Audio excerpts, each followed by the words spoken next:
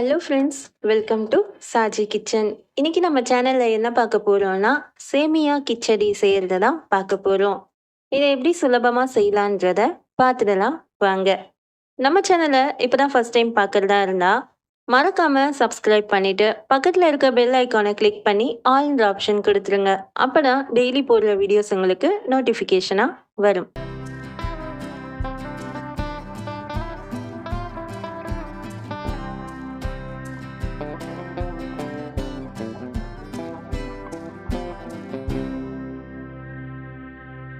இப்போ சேமியா கிச்சடி பண்ணுறதுக்கு நம்ம என்ன எடுத்து வச்சுருக்கோன்னா 2 வெங்காயத்தை நீட்டாக கட் பண்ணி எடுத்துக்கோங்க. 2 பச்சை மிளகாவை கீறி எடுத்து வச்சுருக்கேன். ஒரு தக்காளியை சின்னதாக நறுக்கி வச்சுருக்கேன். கொஞ்சம் கருவேப்பிலை.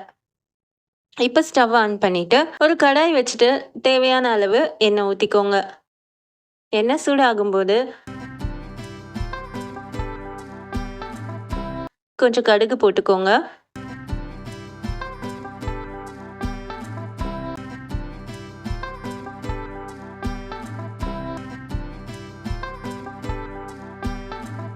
ஒரு ஸ்பூன் அளவுக்கு உளுந்த பருப்பு போட்டுக்கோங்க.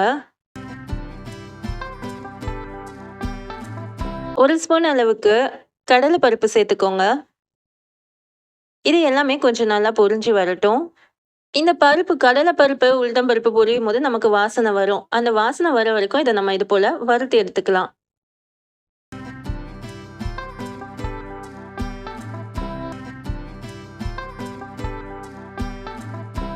இப்போ இது கூட நம்ம கொஞ்சம் கருவேப்பிலையும் சேர்த்து வறுத்துக்கலாம். இப்போ இது கூட நம்ம வெங்காயம் சேர்த்துக்கலாம். வெங்காயத்தை நீட்டாக கட் பண்ணி போட்டுக்கோங்க. ரொம்ப நல்ல சுவையாக இருக்கும். வெங்காயத்தை நல்லா வதக்கிப்போம். இது போல் நல்லா வதக்கி எடுத்துக்கோங்க. வெங்காயம் ரொம்ப வதங்கக்கூடாது. ஓரளவு வதங்கினா போதும். கலர் ரொம்ப சேஞ்ச் ஆகுற அளவுக்கு வெங்காயம் வதங்க வேண்டாம். ஓரளவு வதங்கினா போதும்.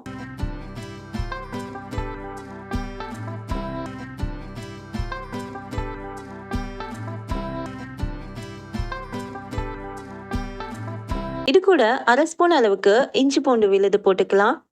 இஞ்சி பூண்டு விழுது போட்ட அப்புறமா நல்லா இது போல் மிக்ஸ் பண்ணிக்கோங்க. அதோட பச்சை வாடை போகிற வரைக்கும் நம்ம இதை நல்லா மிக்ஸ் பண்ணிப்போம். இப்போ இது கூட நம்ம தேவையான அளவு உப்பு சேர்த்துக்கலாம். உப்பு சேர்த்த அப்புறமும் இது போல் நல்லா வதக்கி விட்டுக்கோங்க.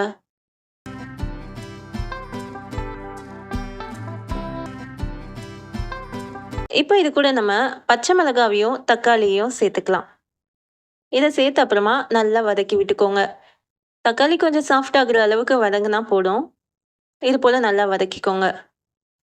பாருங்க, வெங்காயத்தோட நிறமும் இது அளவு இருந்தாலே போதும். தக்காளியும் சாஃப்ட் ஆயிடுச்சு. இப்போ இது கூட நான் ஒரு சொம்பு அளவு தண்ணி வைக்கிறேன். நான் ஒரு பேக்கெட் சேமியா போட போகிறேன். அதனால ஒரு சொம்பு அளவு தண்ணி வைக்கிறேன். ஒரு சொம்பு தண்ணி இதில் ஆட் பண்ணிக்கோங்க. ஆட் பண்ண அப்புறமா நம்ம இந்த வெங்காயம், தக்காளி வதக்கின எல்லாத்தையுமே தண்ணியோடு சேர்த்து நல்லா மிக்ஸ் பண்ணி விட்டுக்கலாம்.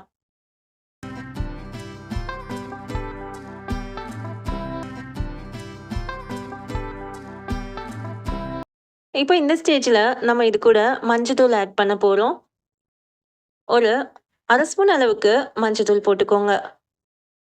மஞ்சத்தூள் போட்ட அப்புறமா இதை நல்லா மிக்ஸ் பண்ணி விட்டுக்கோங்க. இப்போ இது நல்லா கொதிச்சு வரட்டும். இந்த தண்ணி நல்லா கொதிச்சு வரும்போது தான் நம்ம சேமியா போடணும். வறுத்த சேமியா தான் நான் யூஸ் பண்ணுறேன். இப்போ இது நல்லா கொதிச்சு வருது பாருங்க. இது போல் நல்லா கொதிச்சு வரும்போது நம்ம சேமியாவை இதில் ஆட் பண்ணிக்கலாம்.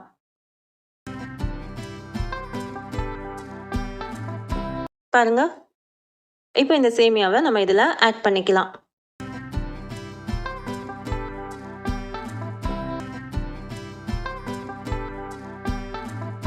சேமியா சேர்த்த அப்புறமா இதை நம்ம கொஞ்சம் கிண்டி விட்டுக்கலாம். கொஞ்சம் நீங்கள் இது போல் கரண்டியில் லேசாக இது போல் கிண்டி விடுங்க.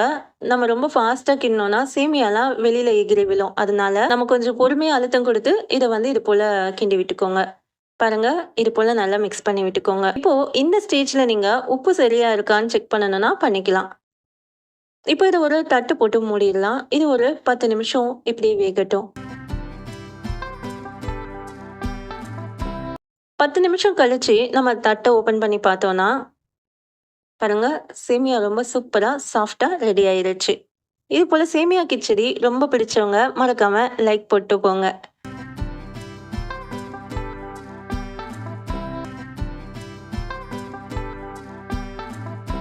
பாருங்க, சேமியா கிச்சடி சூப்பரா வந்திருக்கு.